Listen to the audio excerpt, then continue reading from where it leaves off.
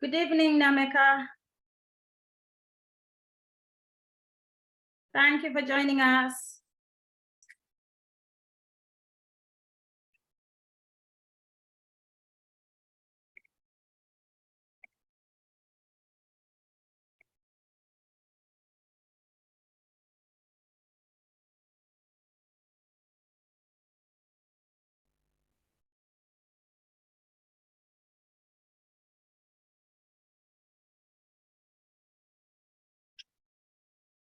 I agree with you, Joe. And yes, it's good to see some familiar faces, family, friends.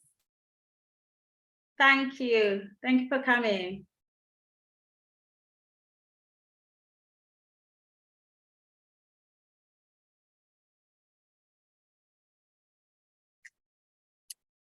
Right. I think we are going to kick it off.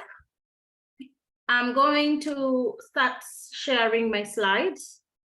Thank you so much for every one of you that has come to join me today. I appreciate your time. I really do appreciate you being here to listen to this masterclass. And I know that you will take something from it. So I'm going to start sharing my slide now. So let me know if you can't see my screen.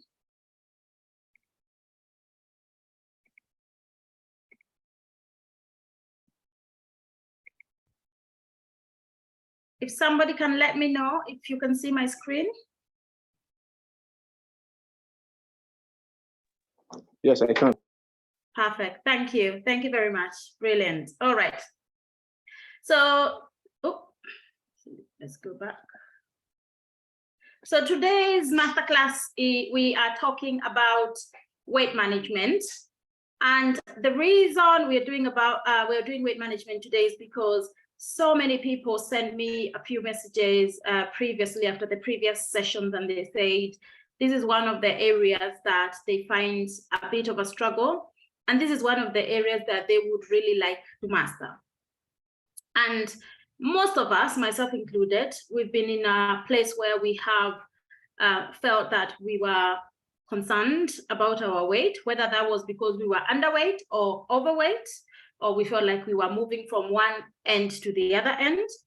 And I think that's really important for us to, first of all, acknowledge our, the things that we go through life, the things that can become a bit of a concern for us. That's the first step of being able to actually address something, because it's only until you realize that there's actually something that is not quite making you happy that you can do something about it. You can't conquer that which you're not willing to confront. And part of confronting is identification. So us having identified this is really important, so we can be able to take the necessary steps. So today we're going to be talking about weight, but actually when we talk about weight, a lot of people talk about weight based on the number they see on the scales, but actually that number is only part of a story. It's not the whole story. So today we're going to be looking at what is the whole story. What do we need to be thinking about? What other things have we not been thinking about that we need to be thinking about and addressing? How can we address them, right? So we're going to be looking at what those things that we have not always thought about. Some things we have thought about, some things we have heard, but today we are going to challenge a few of those things that we talk about, a few of those things that we would want to know and address. Yeah. So before we do that, who am I? I am first and foremost a servant of God. I am a Christian, and I believe in God the Father, God the Son, and God the Holy Spirit. And I do say that intentionally because these days there's so many things that people believe in. As for me, that's what I believe in. And as for me, that is one of my things that gives me the most joy, to serve God. And serving humanity is part of serving God. That is why we are here today, because this is part of my service to God. And then I am a wife. I'm a mother. I have 2 boys. I am also a certified nutrition coach. So I've done a nutrition course and I have become certified to be able to give people nutritional advice and coach them from a nutritional perspective. In terms of educational background, I am a physiotherapist by background. I've done my undergraduate and postgraduate in physiotherapy. And soon I will be undertaking a practitioner, functional medicine practitioner qualification this year. So my titles will continue to evolve. It is this now, but chances are by the end of the year, it's going to be looking very, very different. But the one thing that is going to stay the same is my passion, because my passion to help everybody live long, my passion to help everybody live well, my passion to help everybody be the best version of themselves, that is not going to change. And why do I want to do that? So this guy, Pablo Picasso, said, the meaning of life is to find your gifts, and the purpose of life is to give it away. So ask yourself this question: are you giving away your gifts? Right? If you feel that you're giving your gifts to the world, because if you think about it, when an apple tree makes apples, does the apple tree make the apples? Engage with me, guys. Does the apple tree eat the apples? No? No. Yeah. But when it makes the apples for others to enjoy. So the apple tree makes the apples, which are the gifts, and then it gives them to us. They come and nourish us. They come and give us the nutrition that we need. Yeah, they come and give us the nutrition that we need. So it's important that we also have been given gifts within us. We need to give those gifts. How can you give your gifts if you're not well enough to do that? So you need your health. You need your health to be able to do that. So that's an important part. That's important. And that's why we are here today, so we can talk about what are those things that make our health. How do we do that? So how do I give my gifts to the world? How do I give my gift to others? I give my gift through this program called Sustainable Healthy Living. And this program aims to give you a sustainable mindset, a sustainable body, the body that you want. What body do you want? Can you type for me in the chat? Tell me, what kind of body do you want?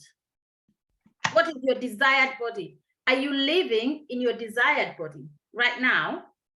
Or do you feel that there's more you can do to make the body become the kind of body that you desire?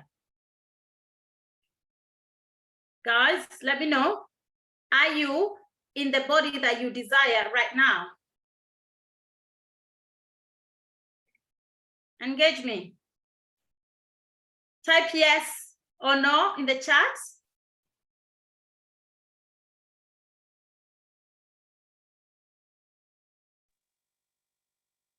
One no, yeah. Christine says no. Who else? Who else is in? Oh, yeah. Few more no's coming in. Yeah. No, so looks like the no's are winning. Is there nobody who's happy with the body they're in?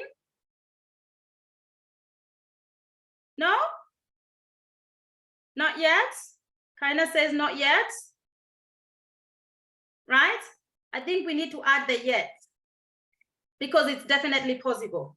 It is very possible to have the body that you want. It is very possible to have the body that you desire. It is very possible to maintain it and sustain it for as long as you want. That is why I'm here. That is my job. That is my role. That is my passion. Because if you have the body that you desire, you don't have to think. That is one less thing to worry about. How can you get the body that you desire and want? By having the skills. But then if you have the skills but don't have the tools, what good is it? So to give you a tool set, to give you a spirit set. Why? Because your spirit affects your body, it affects your mind. Body, spirit, mind. They are all interconnected. You can't separate one from the other. They are what makes you, you, right? That's what makes you, you. They are all connected. So it's really, really important to make sure that you get the mindset that makes you realize that having that body does not come within a week or a month. It takes time.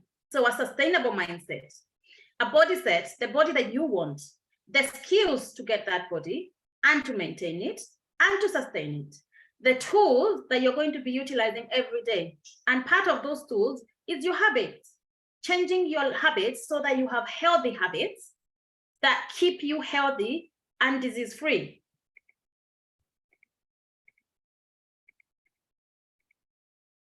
So before we go any further, I thought I would let one of my recent clients, she just finished the program with me, tell you about what I do and how I give my gifts to the world before we go into the program.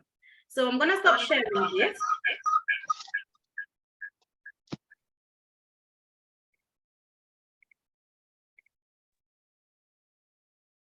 I'm going to stop sharing that. I think there's somebody that I need to mute. If you can please mute yourself unless we are engaging with each other, that will be helpful. Right, so I'm going to share my screen. And please do tell me if you can hear it. Hi, my name is Monica. I'm 23 and I have currently completed Eunice's nutrition course. I'm a graduate and I can say it's definitely been an experience. I've been taught so much about my own body, about what's good for me, how important food is, and not just food, but even things like the female reproductive system and things that I'll get to at some point, but there's ways for me to slow it down or go a healthier route to find. And yeah, I've just been enlightened. I'd definitely say, and I'd recommend the course to everybody. I'd also definitely say it's so effective to do it with 2 people in the house, because it's like trying to start a new diet in an African household, like when only one person wants to eat meat every single day.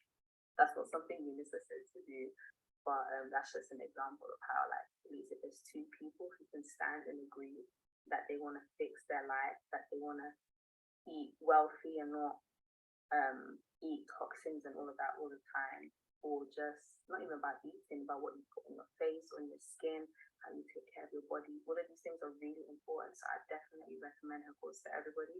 I really enjoyed it. There were parts where I'm like, ooh, there's a lot of big words. Because she really goes into depth and into detail about nutrition, chemistry, and all of that. And I still have the resources right now. So if I want to go back and rewatch a couple of things, I can do that.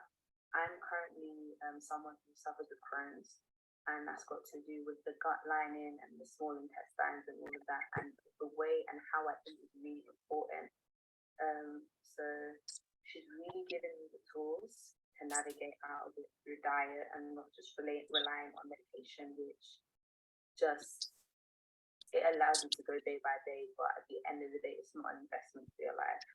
And what Eunice has done has given us a pathway to invest in our life to be the best version that we can be with the years that God has blessed for us to live. So I would recommend a course to so many people, because there's a literacy, there's an understanding that people do not have of their own bodies. People understand maths, people understand how to play the flute, but your own body is really important. And to live the life that we want to with ease, we need to understand what is going on and how we can prolong that in the most effective way. So yeah, I'd say that Eunice's course is really good. It is worth the investment for your body, or temple, as even the Bible says. And even today, even though I finished the course, there's some things that I'm starting, because I wouldn't say everything you do there and then. Do it when you can, when you feel like it's most effective. So for me, I just got diagnosed last year and I was really weak, but I know I needed to gain strength. So the timing of me to do that was to do that in the safest time possible, where I feel like when I'm eating food, it actually does give me energy and this and that. So I don't just go to the gym and I feel deflated. So right now I've gone back to the gym and I'm using the strategy that she taught me already a couple of months ago. And I can still talk to her and ask her for tips. That's one thing I also love too. She's such a loving and caring person. She really does build that relationship with you. And yeah, I would honestly recommend Eunice if you want to know more about nutrition and making life easier for you in the long run. It's a great investment in yourself. So yeah, thank you. Okay. So as you can see, this is Juanita, one of my recently graduated clients. Actually, she's my first graduated client, and that's a big thing for me because for such a young person to come back and give such feedback, that for me means that I am giving my gift to the world, and the world is actually getting the benefit from it. So that for me was such an important thing. So I'm just going to go back to my slides now.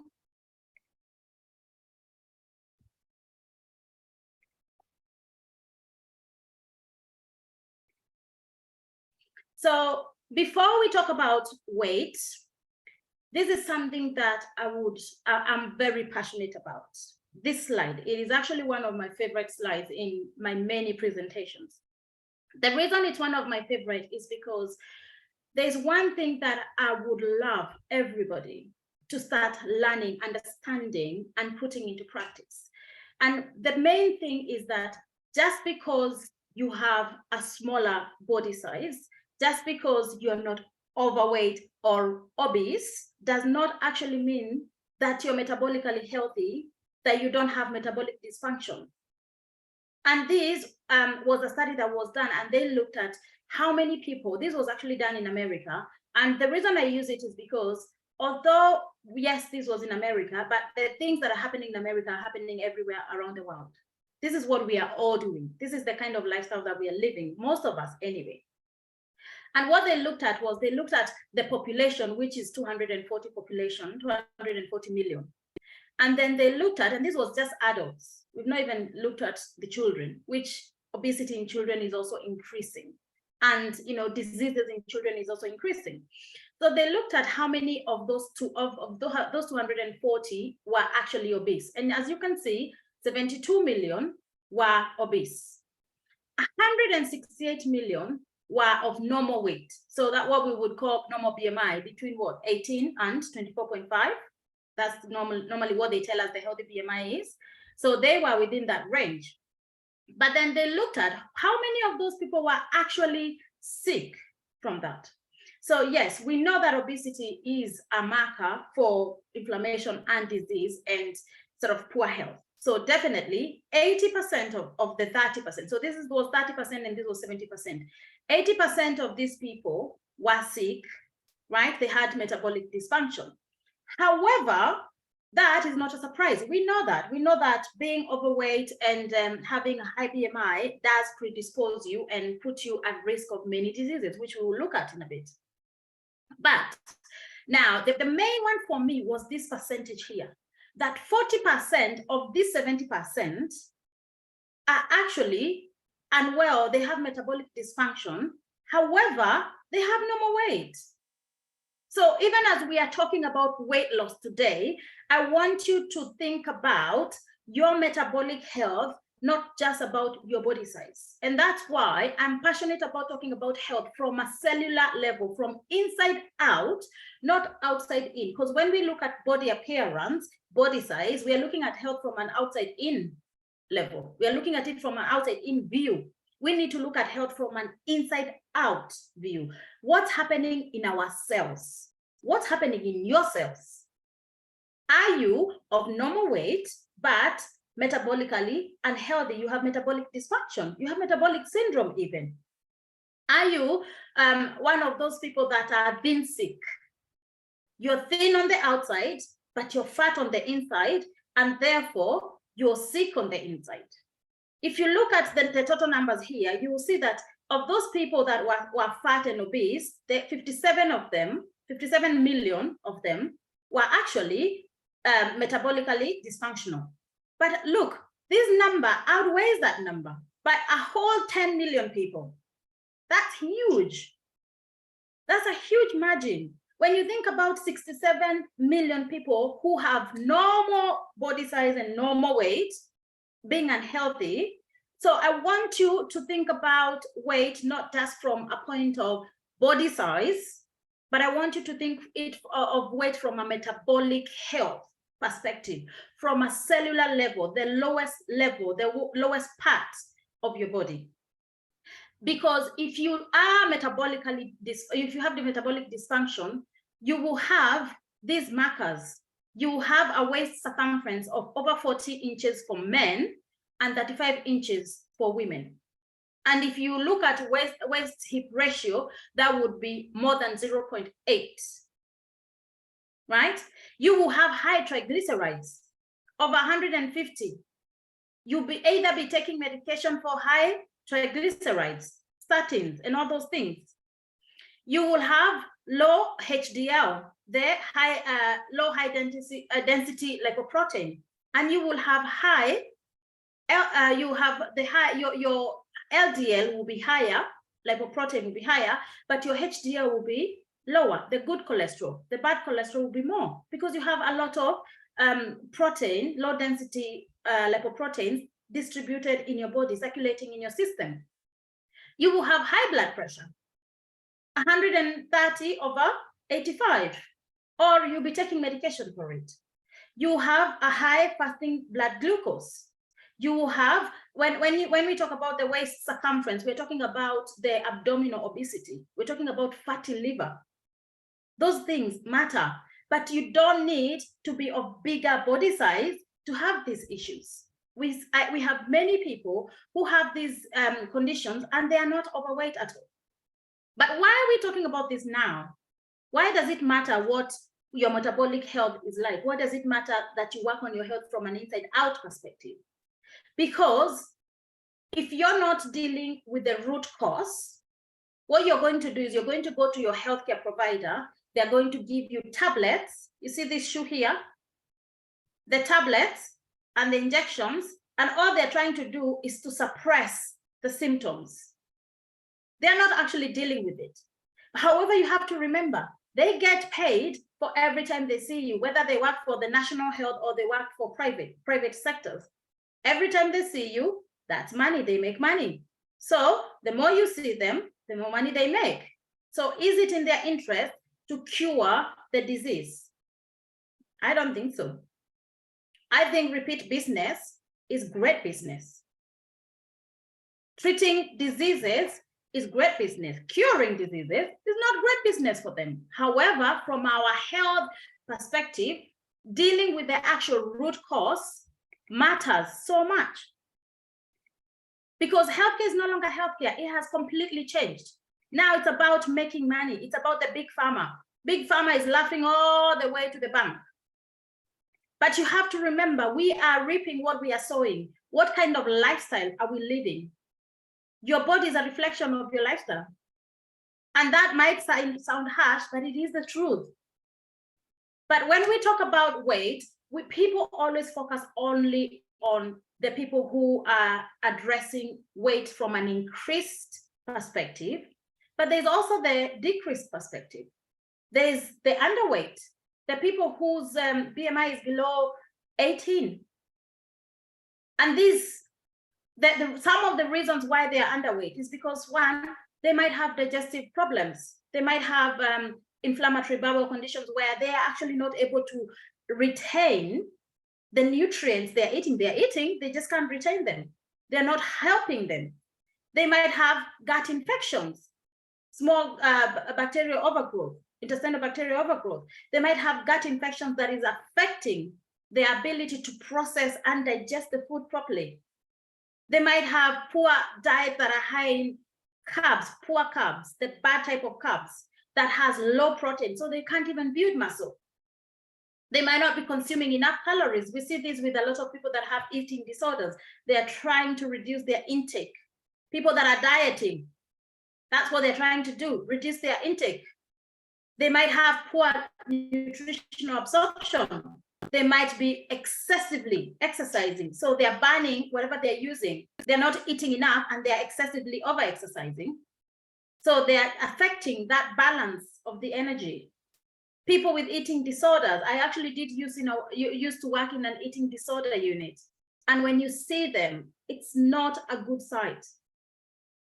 They're so malnourished.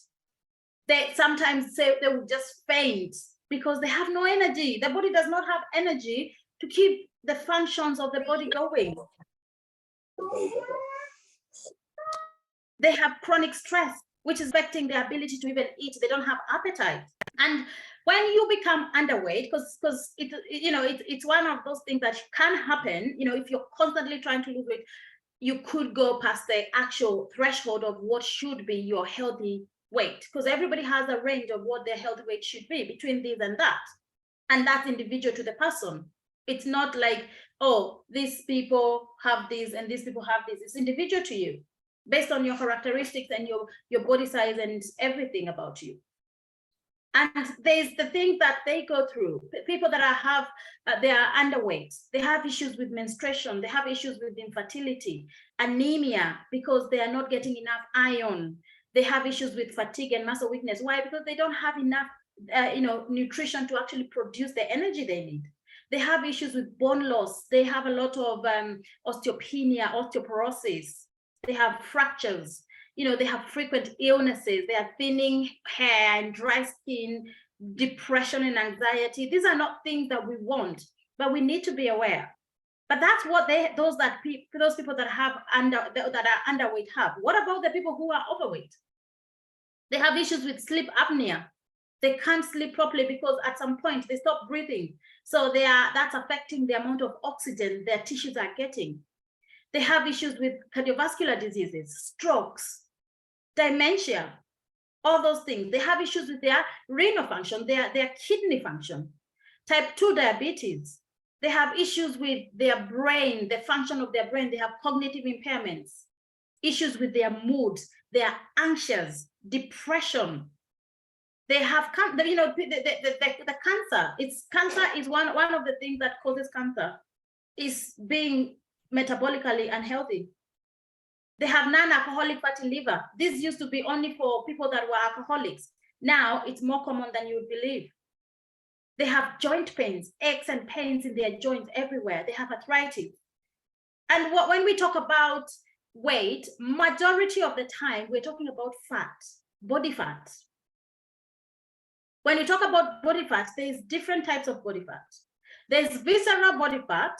If you pinch your fat and you can pinch it, the pinchable fat, that's subcutaneous fat.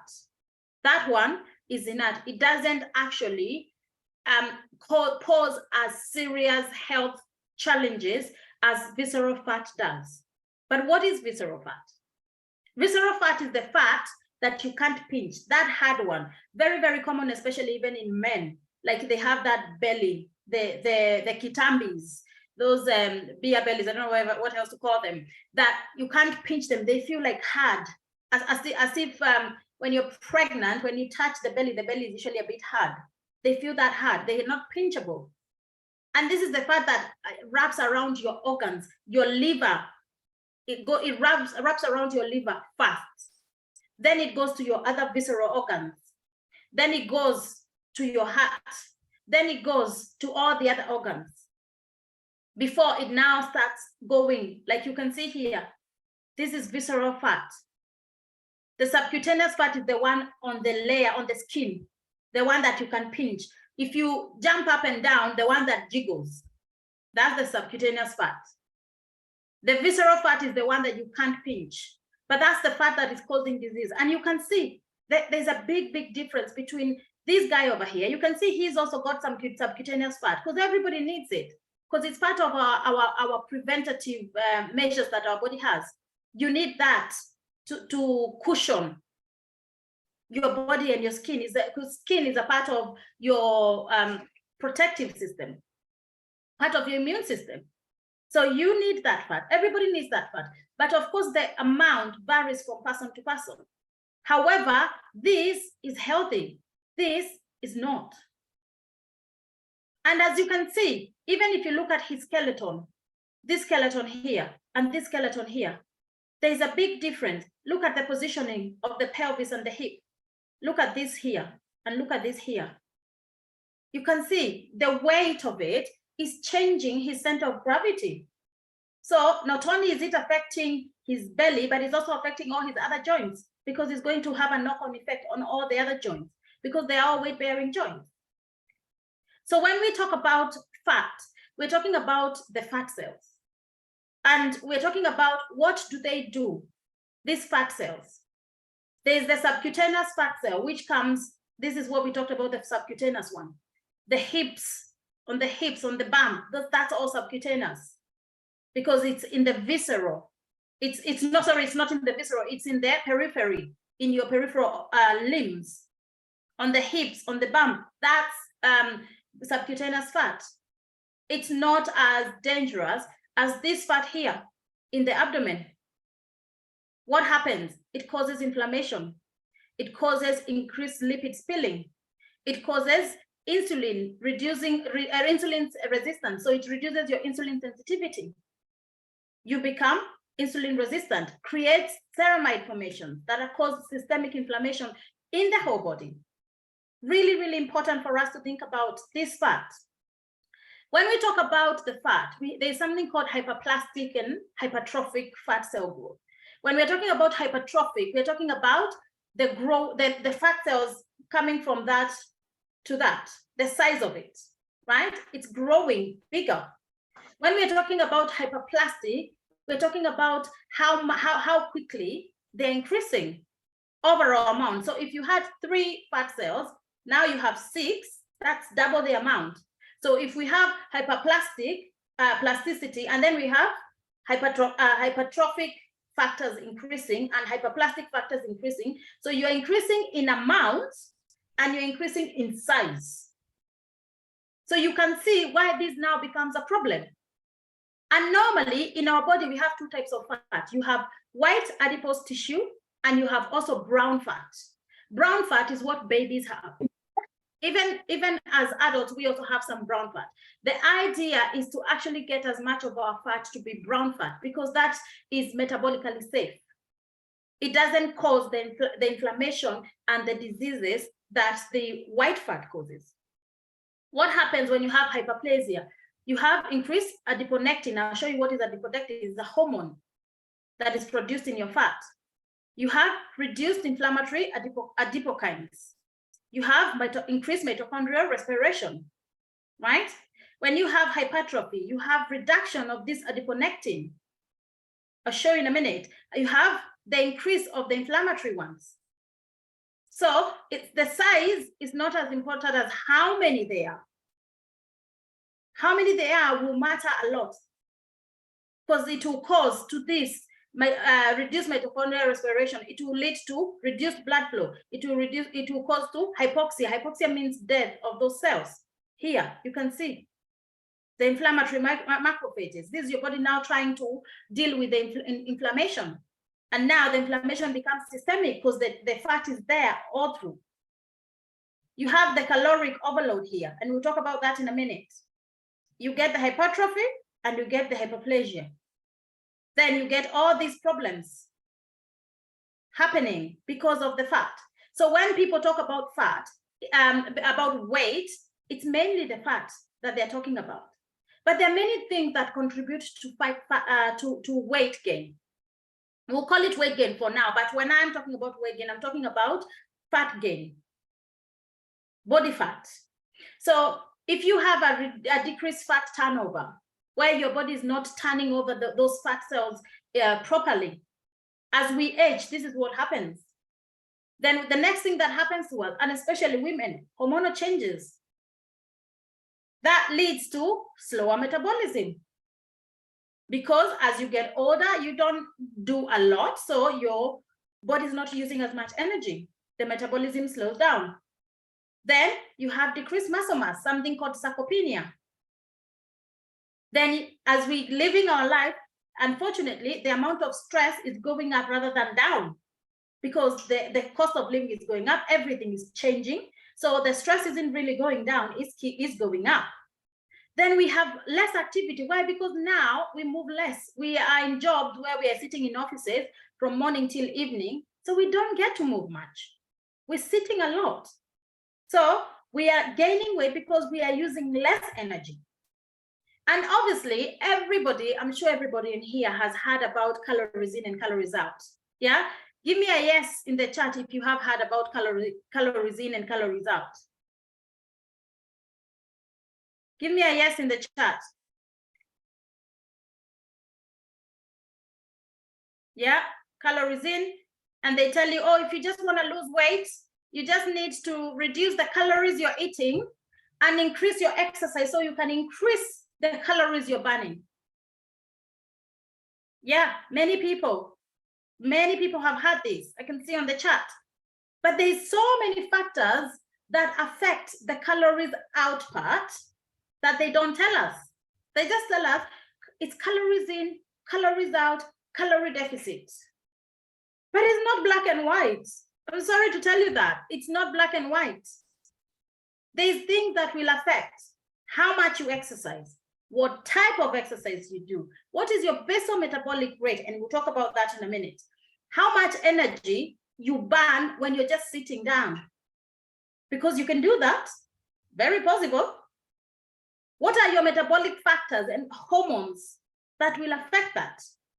These are things that nobody tells us. So the next time somebody tells you that for you to lose weight, you need to reduce your calories in and increase your calories out, make sure they tell you about these 5 things as they're telling you about the calories out. Because it's not as straightforward as they make it. When we talk about a calorie is a unit measure of energy in physics. Are we physics or are we biology? Does our body work on physics or does our body work on biology? Right? Talk to me, guys. Put it in the chat. Are we physics or are we biology?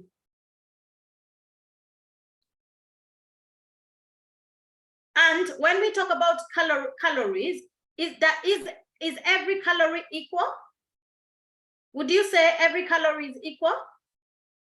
If I have a calorie of fructose and I have a calorie of glucose, is 1 calorie of both, is it equal?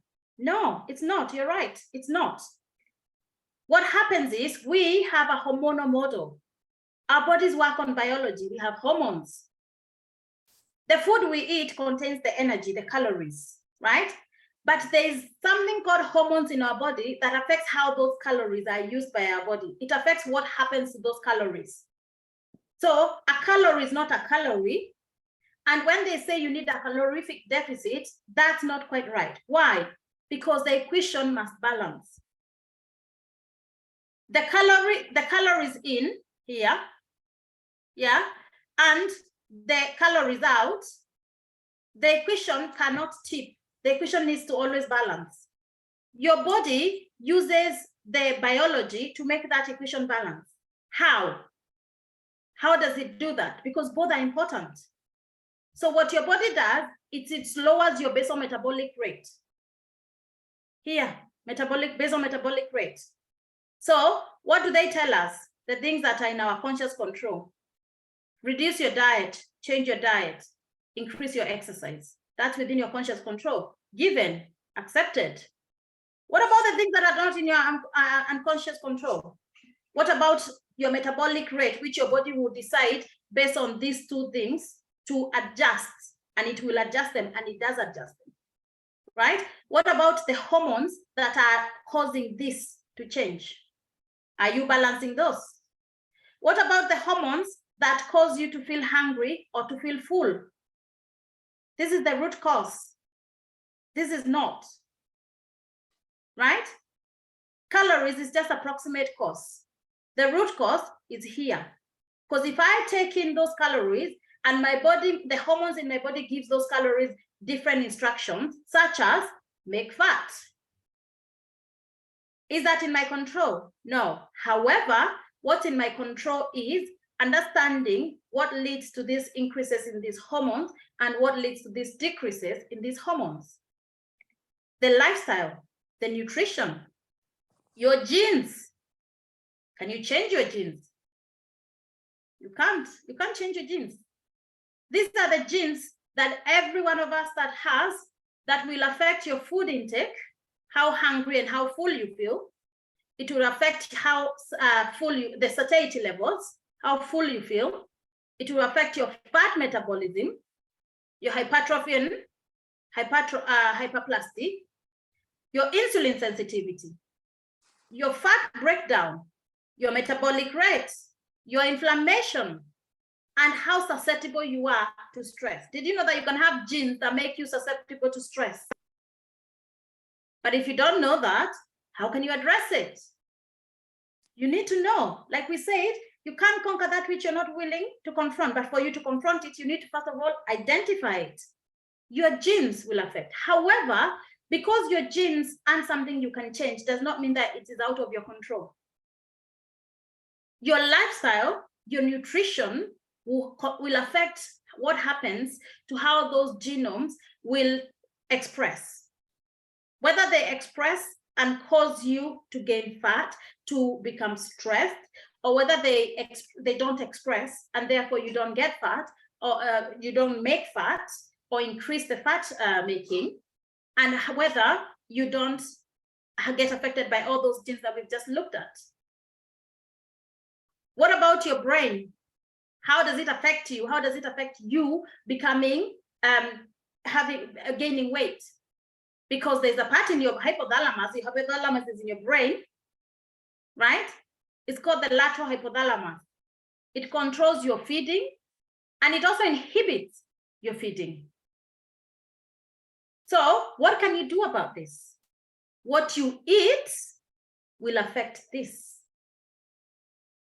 What you eat will cause your dopamine to go up, which means when dopamine goes up, it wants to crave more of that. The dopamine will tell you, have more of that. I want more of that. Have more of that. And can I tell you one thing? When you eat, unfortunately, the current processed foods have a lot of hidden sugars in them. And how they cover the sugar is they put salt to cover the sugar. So when you eat something that is supposed to be savory, so salty, and not sweet, you think you're eating something that is savory, but because they've put sugar in that item, in the processing, in how they process this food, the sugar activates the dopamine in your brain. So you want more of that. So it's not about the sensation of sweetness in your mouth. It's about the activation of dopamine in your brain. And then what happens? You want more of that. So you have more of that and more of that. So you start having cravings. Whereas if we know what we need to be eating, we can switch those things off. We can ensure that we are not increasing the dopamine that causes us to have the cravings and want more of the things that we should not be eating. But what that means is we are going to increase our serotonin. When serotonin is up, it tells us, oh yeah, you're full. You don't need any more. You're happy, you're calm. So you don't overeat those things that you should not be eating. And I said before, we were talking about the adiponectins. Then adiponectins is a hormone. It's produced by your fat cells. So if you have more fat cells, what happens? Ghrelin is a hormone. It's produced by your stomach cells. What does it do? It stimulates hunger and fat storage. So if you have cravings, what happens to you? You're constantly hungry. You're constantly craving for those things. You're constantly looking for those. You're constantly grazing to eat. What about your insulin? We're going to talk a bit more about insulin because that's the main thing that will affect your weight gain and your fat storage. Insulin stimulates fat storage. Your leptin is produced by your fat cells. So if you have more fat cells, do you produce more leptin or less leptin? And then what happens to us when we produce more of something? We become resistant to it. This is what happens to insulin. If you produce too much insulin, you become resistant to the insulin. So you have insulin resistance. The same thing with leptin. If you produce too much leptin, because you have too much fat cells, they've increased in size and in number, so they are making more leptin, so you become leptin resistant. So you don't know when you're full, because leptin tells you you're full. You don't need to eat anymore, you're full. So you don't know when you're full. So you just keep eating more and more and more. What about your cortisol, your stress hormone? It's produced by your adrenals. This increases your blood sugar and the cravings. So what should you be doing? Write it in the chat. What do you think you should be doing?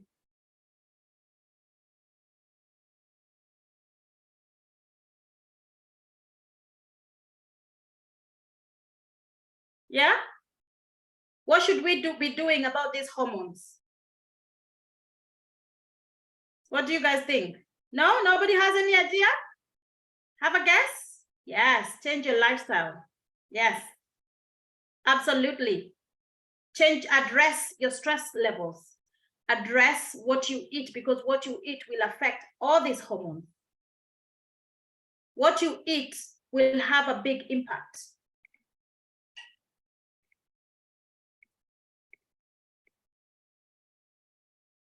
Let's talk about insulin, because we keep talking about insulin sensitivity, but I'm not sure if we really understand the role of insulin in your body. And can you please put 1 in the chart if you knew that insulin has all these jobs? How many jobs? 1, 2, 3, 4, 5, 6, 7, 8, 9. Put 1 in the chart if you knew that it has all these 9 jobs, and put 2 in the chart if you didn't. Let's see how many people knew.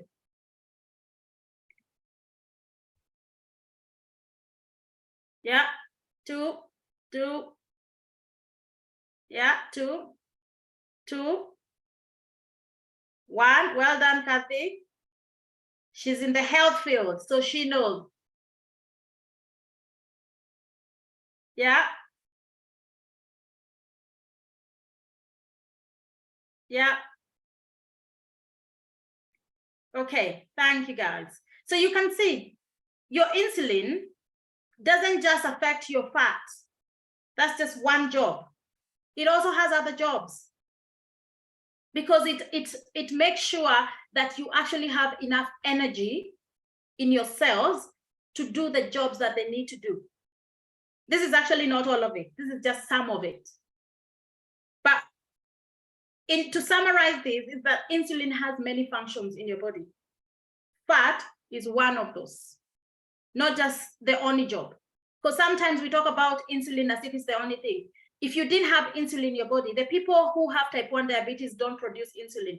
They have to artificially inject themselves with insulin, because they need insulin for their cells to actually be able to open up to take the glucose that from the food you eat to make energy. Otherwise, they have no energy to do anything. They are fatigued, they are lethargic, they have brain fog.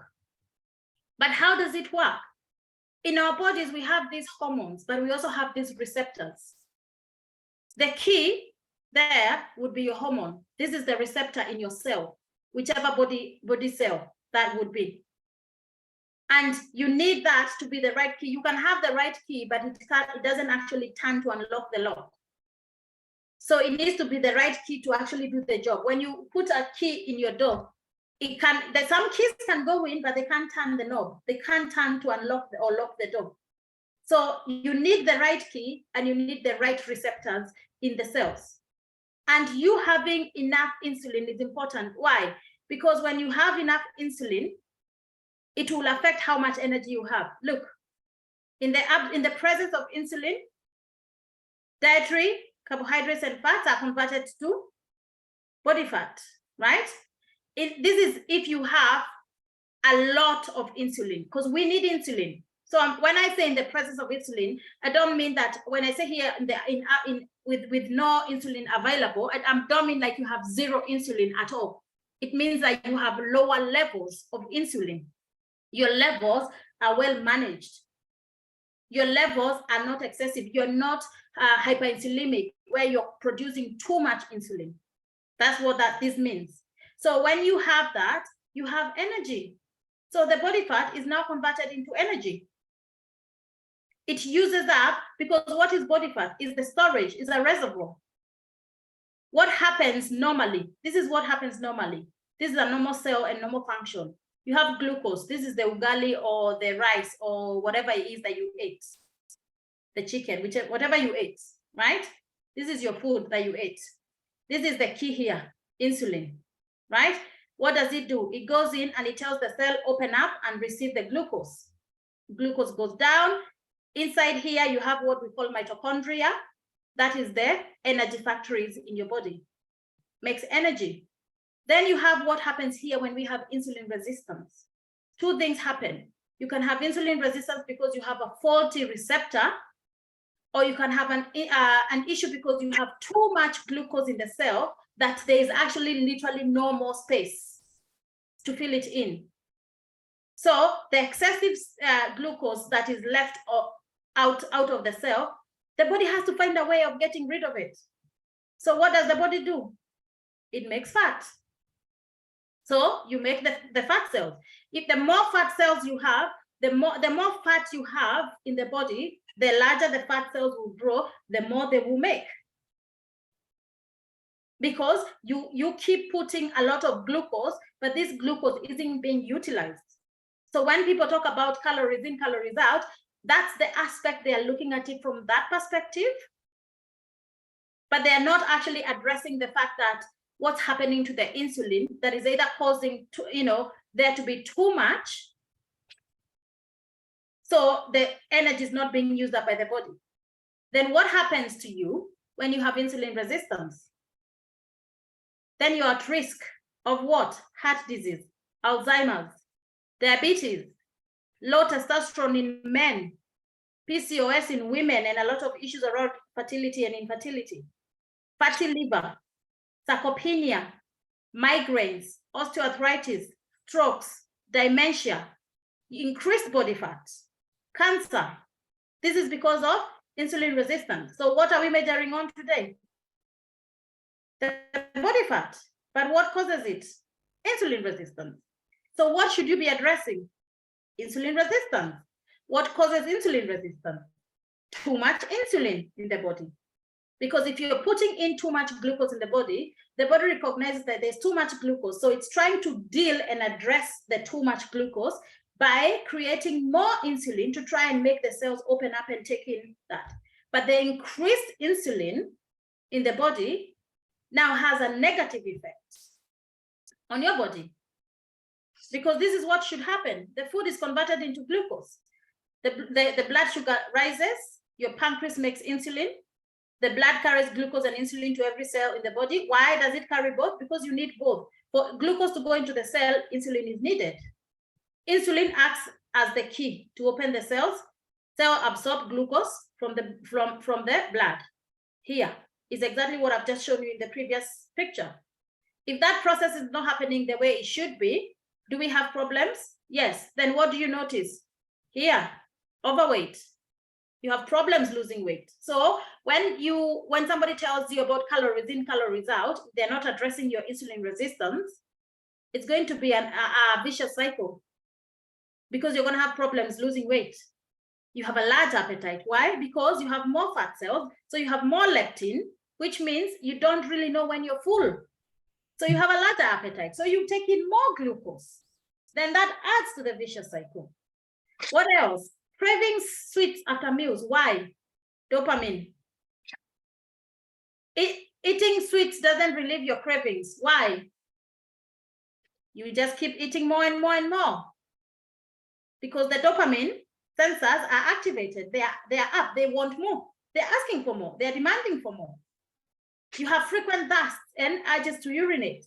You have issues with PCOS, hormonal problems, male and female hormonal problems, skin tags, acne, skin pigmentation changes. This is all to do with insulin resistance. I work in a GP surgery, I see people that come in and they have skin tags and they want them to be cut off.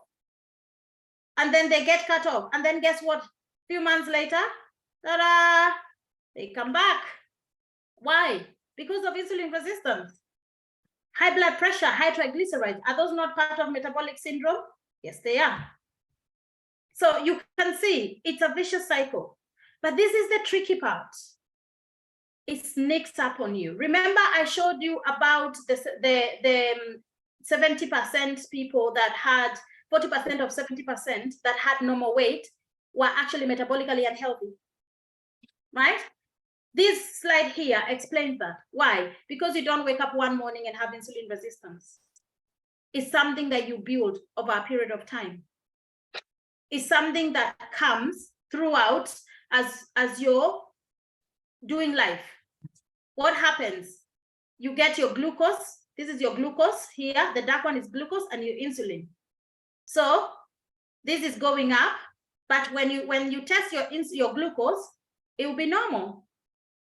But over a period of time, this will keep rising and rising and rising. And then at the end of it, the moment they now become level, what do they tell you you've got? Type 2 diabetes. Did you get type 2 diabetes over one day? No. It came over time. It was building over time. Do you have to be overweight for you to have type 2 diabetes? Of course not. Because insulin resistance, you can't see somebody and say, oh, that person has insulin resistance. Because they might be skinny fat. So when we are talking about body fat, we are talking about the fat that will affect you from a metabolic point, the insulin resistance that you need to address to manage your fat, whether you have a larger body frame or a smaller body frame. And that's how you avoid disease. That's how you avoid becoming one of those people that are constantly doing all these diets. Because when you're talking about diets, what are we talking about?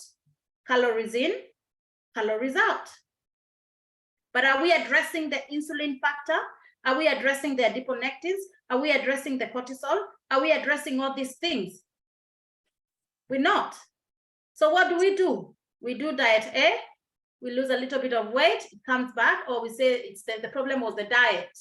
We go on another one, we spend a lot of money. But what we are doing is that we're just being in a vicious cycle, like a hamster. Running, but actually we are not getting anywhere. We need to think about what are the other things that cause us to gain fat. One of the things that can cause you to gain fat is if you have a lot of toxins in your body. Because your body was made to protect itself. So what your body will do, it will increase the body fat so that the body fat can line those toxins so that they don't injure and harm your cells. So you keep thinking, why am I not losing weight? Why would your body release this weight when it's using it to protect itself? Will it? Would it release the fat that is protecting and covering all these toxins if it knows that if releasing that is causing harm to itself? Would you do it? If you are your fat cell, would you do it? Talk to me, guys. Would you do it? Put it on the chat. I wouldn't either. I would protect, I will hang on to that fat like you won't believe. Tightly. Absolutely tightly. I wouldn't let go. But if you're not addressing your toxic load, do you really think that fat will go? It won't. So what do you need to do? You need to address your lifestyle. You need to address those toxins. You need to bring your toxic load down. Why? Because even your toxic load matters a lot. What are the main things that people do? People look at eating a low-fat, low-calorie food. When they tell you it's low-fat, do you know what they make it palatable with? Sugar. What happens to when you have sugar? Dopamine goes up. What do you want more of? Sugar. You had low-fat, but you want sugar. So is it beneficial for you? No. Right? Calories, low-calorie foods. You reduce your low calories. You reduce your nutritional value. Your body doesn't have enough minerals and vitamins to do the job it needs to do. So how helpful is that for your body to be able to even release the fat and the weight? It's not. What about those chemicals? We've just talked about the toxins. What about the wrong type of exercises? Did you know there's a wrong type of exercise? Exercise is good. I advocate for exercise. I do exercise myself. But you need to know what type of exercise is actually the right type of exercise. There's exercises that actually increase your cortisol and they increase your insulin. And there's exercises that actually increase your glucagon and they increase your ability to burn already stored fat. But you need to know those. If you're not prioritizing your sleep, why? If you're not sleeping, your body is not healing, it's not repairing itself. So your body is becoming inflamed. If you're eating too much throughout the day, why? Because we sin. If you have too much glucose, more than what the cells can actually handle, the body has to find a way of managing this excess glucose by making it into fat. Why? Because your body always thinks, well, if we have excess, let's keep this for a rainy day, except the rainy day never comes. We have about 200 genes that can control scarcity and starvation. We have 0 genes for abundance, which is our problem right now. So what do we need to do? We need to think of reducing our toxic load. We need to eat more nutrients. We need to eat an anti-inflammatory diet. And the way it goes, you don't have to go crazy about that. How can you manage your weight? You need to increase your strength training, your resistance training. You need to repair and rebuild your muscles. You need to manage your diet. You need to manage your fiber. Why? Because if you're not doing a proper elimination job, how do you expect the toxins to come out of your body? Because bowel motion is part of you reducing your load, your toxic load. So where do you want to be? Everyone, type on the chat, please. Tell me, where do you want to be?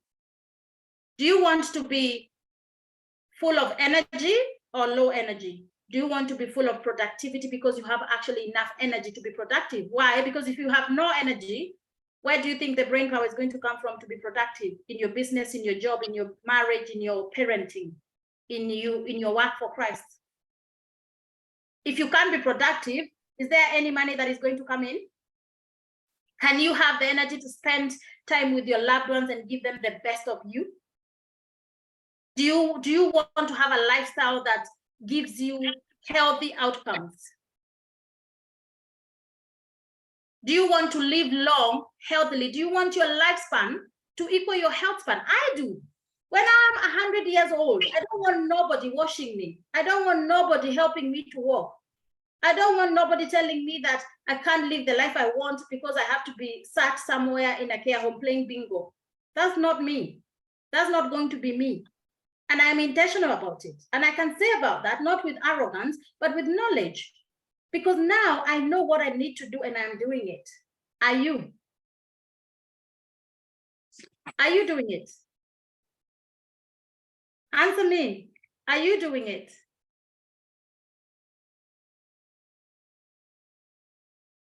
Are you doing everything you need to?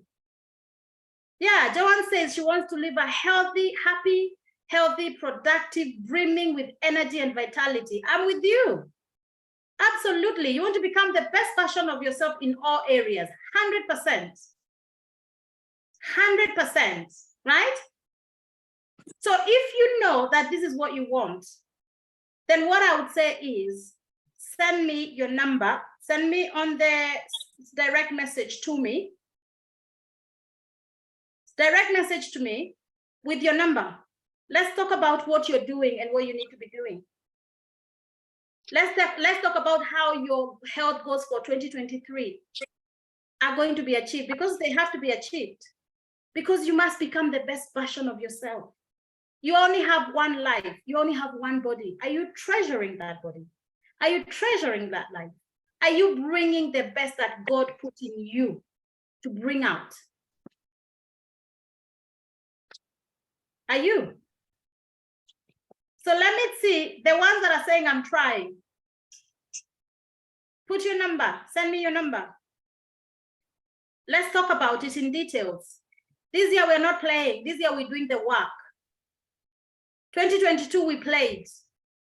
2023 we're not playing. We have to take our health to the next level.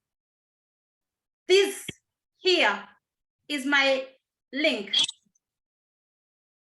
Book your discovery call. Give me your number. I'll have a discussion with you. I'll show you how you can achieve those goals you have set regarding your body weight. I'll show you how you can eliminate your toxin. I'll show you how you can reduce your inflammation. I'll show you how you can manage your stress.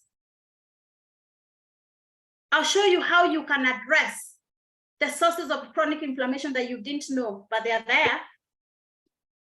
Because information is not power. The power is in implementing it. Information is potential power. Now you have potential power. Are you going to implement it so that it can now become power? Are you going to transition it from potential power to power? A pregnancy is a potential. The birth of a healthy live baby, now that's power. Now you're pregnant. You need a midwife.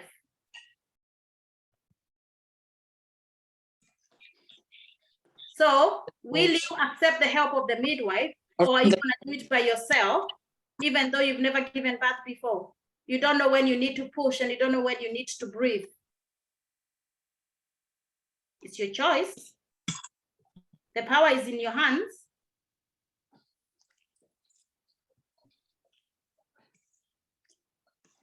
I'm waiting for your numbers.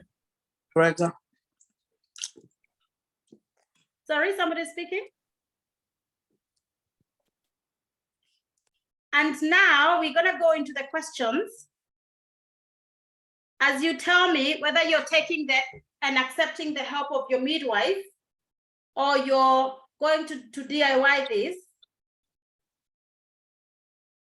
and keep it as potential power rather than make it power. Do we have any questions?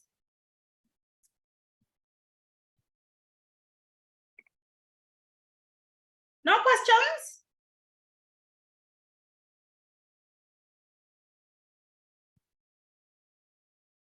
You can unmute. You can unmute and ask your question, or you can send it on the chat.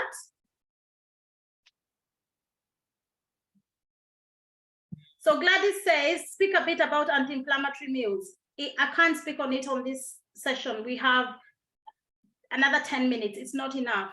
And that's why I said, Gladys, if you send me your number, I can ring you and we can have a discussion about that.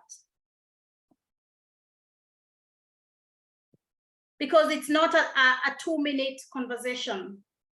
It's a whole module. Yeah, so if you send me your number, I can have a discussion with you about that.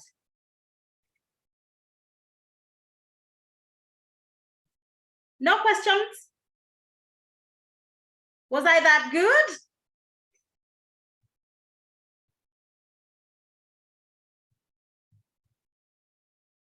Yeah? Joan, do you have a question?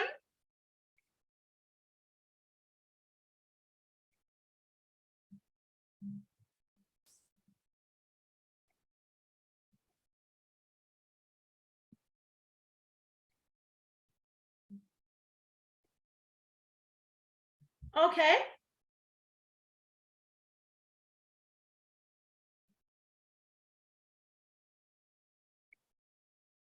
Does anybody have any feedback? Then if we have no questions, then we must have some feedback. So if you put for me in the chats, what new thing did you learn today? What is the potential power that you're taking away with you today? Right? Because it's not power yet, it's potential power. So write for me in the chat, what is your takeaway? What is the potential power you're taking away? What was new for you? What was something you knew that you were reminded of? What was something that you had that you didn't understand and now you do understand it better, right?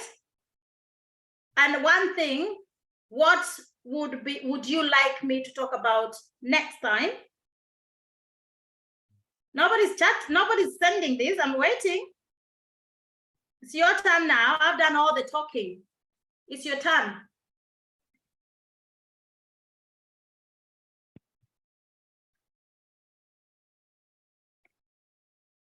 Yeah.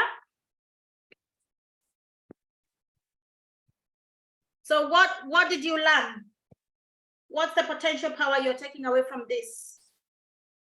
Yeah, John says taking charge of our health is our responsibility. Absolutely. Your life, your responsibility, your body, your responsibility. It's not your doctor's responsibility. It's not your parents or your spouse. It's not your kids. It's yours. You. It is your responsibility. But guess what? You're not alone. You don't have to do it alone.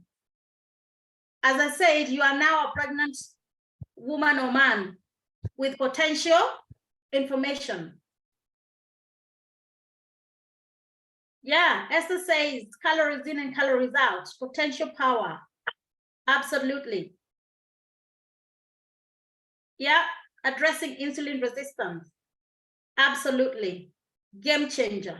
Every time, anytime.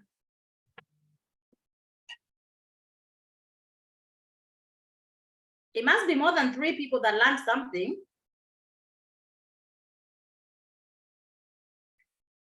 Yeah, Betty says, disguised sugar in the food and the dopamine effect. Absolutely.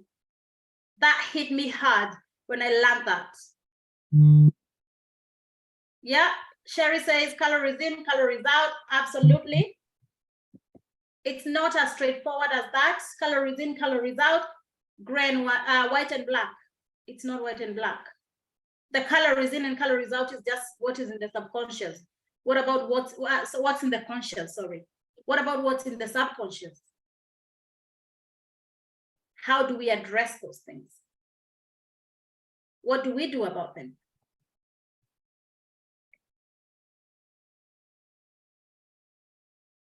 Yeah, Nameka says, taking into cognizance the unconscious. Yes, based on metabolic rate. Yes, because the equation must always balance.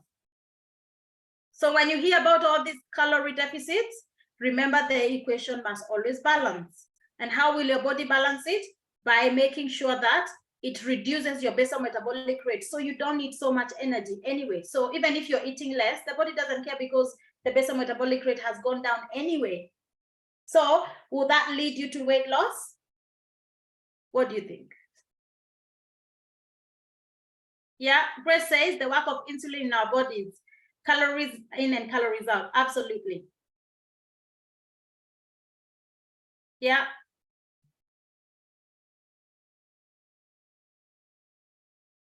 I'm still waiting for your numbers as well. Because if you want to know how to address the unconscious, those are the tools that we were talking about, the skills that we were talking about, because that's only then will we have the body that we desire. Now you've had some information that has potential to transform your mindset. Yeah, fat burning hormones. Yeah, what we think we know is not sufficient. We need an expert who can really help address this stuff from an informed perspective. Absolutely. You need a midwife to bring this baby to life. This healthy, sexy baby that you want to see when you look in the mirror, that one. Absolutely.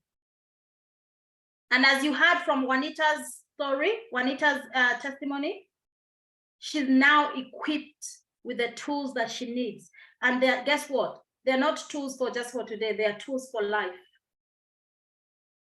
Not only does she have the tools, she also has the access to me. When she has any questions, when she has any areas of not being clear, she can ring me and ask me, and I'm more than happy to guide her. Yeah. The effects of non-pinched fat, absolutely. Yes, the jiggle. Do the jiggle test. Just stand in the mirror and see whether anything jiggles. Yeah.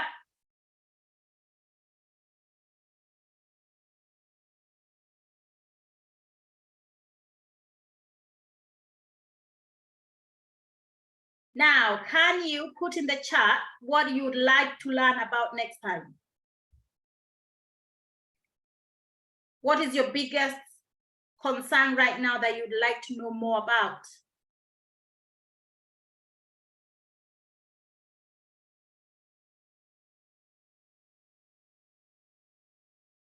What did you put in your health goals that you're not sure how you're going to navigate that? Because guess what? When you go and put a sat nav, you put where you are at and where you're going. You need to know where you are at and you need to know where you're going. The sat nav calculates for you the map and the route. Yeah? Yes, absolutely, Lina. Normal weight does not guarantee health. There's different types of body fat. Yes, absolutely.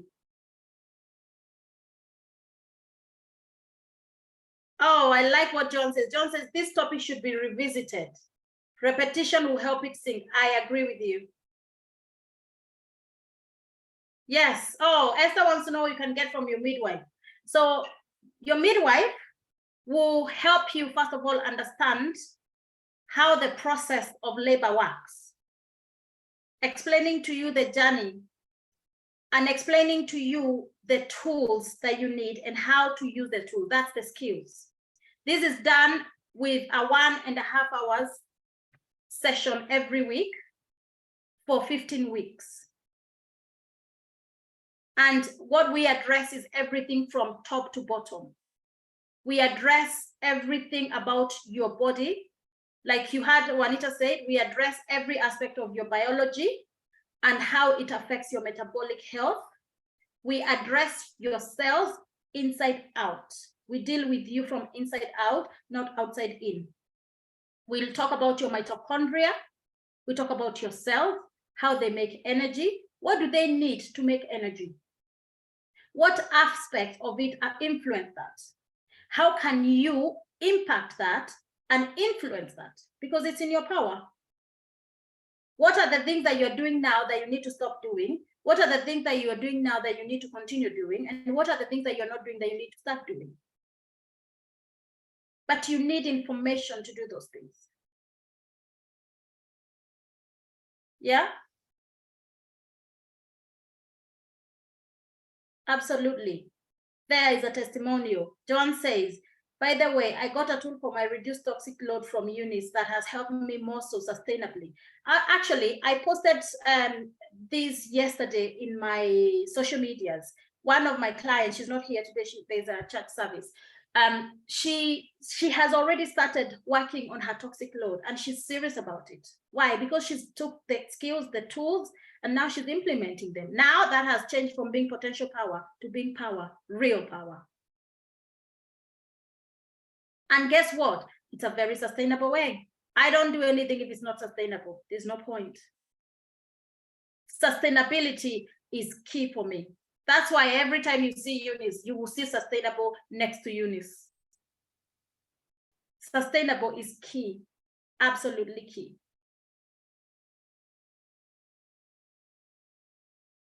So health, unfortunately, is, well, fortunately, unfortunately, it depends how you see it. It's individual. There's no one size fits all where health is concerned. So that's why we need to have a conversation so we can understand what are your health needs, because your health needs will differ from somebody else's health needs, from somebody else's health needs. Yeah, absolutely. Hazel was, she put a testimonial out yesterday because she's addressing it. She's dealing with it. She's taking this serious. I say 2023, we're not playing. We're moving. We are doing the work that we require to become sustainably healthy. And sustainably healthy does not mean more money.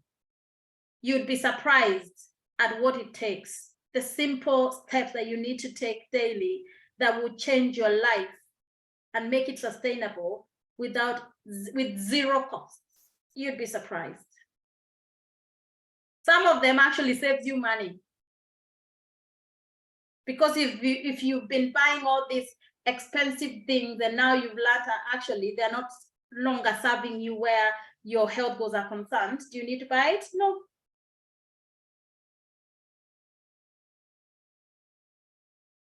So no questions?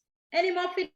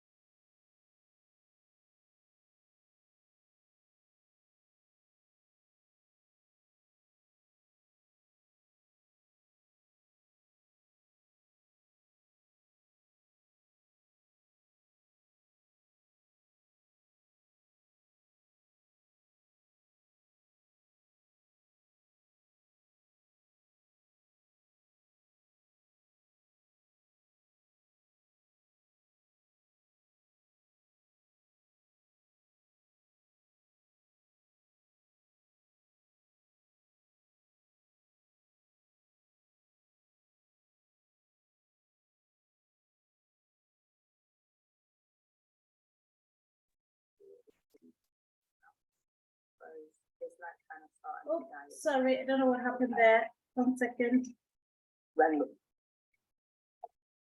Hi, my name is James. I'm 23, and I have currently completed Eunice's nutrition course. I'm her first graduate, and I can say it's definitely been an experience.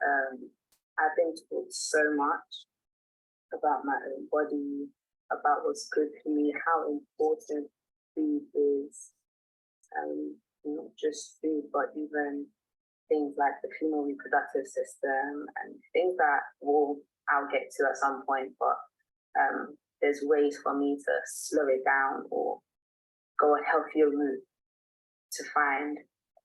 And yeah, I've just been enlightened. I'd definitely say, and I'd recommend the course to everybody. I'd also definitely say it's so effective to do it with 2 people in the house, because it's like trying to start a new diet in an African household. Like, when only one person wants to be eating leaves every single day.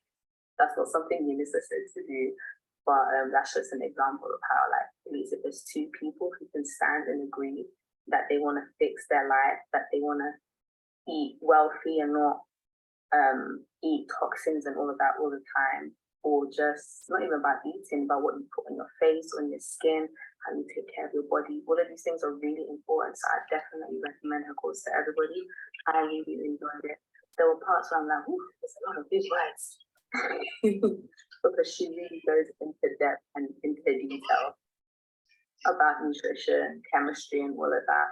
And I still have the resources right now. So if I want to go back and rewatch a couple of things, I can do that. I'm currently someone who suffers with Crohn's, and that's got to do with the gut lining and the small intestines and all of that. And the way and how I eat is really important. So she's really given me the tools to navigate out of it through diet and not just relying on medication, which just, it allows you to go day by day, but at the end of the day, it's not an investment for your life. And what Eunice has done has given us a pathway to invest in our life to be the best version that we can be with the years that God has blessed for us to live. So I would recommend a course to so many people, because there's a literacy, there's an understanding that people do not have of their own bodies. People understand maths, people understand how to play the flute, but your own body is really important. And if we want to live to the extent that we want to with ease, you need to understand what is going on and how we can prolong that in the most effective way. So yeah, I'd say that Eunice's course is really good. It is worth the investment for your body. It is your body. It is our temple, as even the Bible says. And even today, even though I finished the course, there's some things that I'm starting, because I wouldn't say everything you do there and then. You do it when you can, when you feel like it's most effective. So for me, I just got diagnosed last year, and I was really weak, but I know I needed to gain strength. So the timing of me to do that was to do that in the safest time possible, where I feel like when I'm eating food, it actually does give me energy and this and that. So I don't just go to the gym and I feel deflated. So right now I've gone back to gym and I'm using the strategies that she's taught me already a couple of months ago. And I can still talk to her and ask her for tips. That's one thing I also love too. She's such a loving and caring person. She really does build that relationship with you. And yeah, I would honestly recommend Eunice if you want to know more about nutrition and making life easier for you in the long run. It's a great investment in yourself. So yeah, thank you. Right, so as you can see, for those that missed it, I'm sorry, I think I got kicked out and then I came back, so sorry about that. But I just want to say thank you so much to every one of you that has stayed to the end of this. I'm so grateful. Thank you so much. May God bless you. If you have any questions, I'm more than happy to answer any questions. And those of you that have sent me your phone numbers, I'll definitely be reaching out to you and we can have more in-depth discussions. Thank you so much. Thank you, Flo.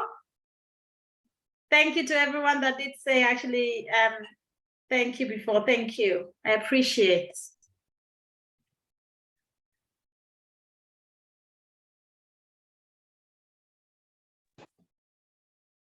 Thank you, Esther. Thank you, Elieshi. Good to see you, Ala.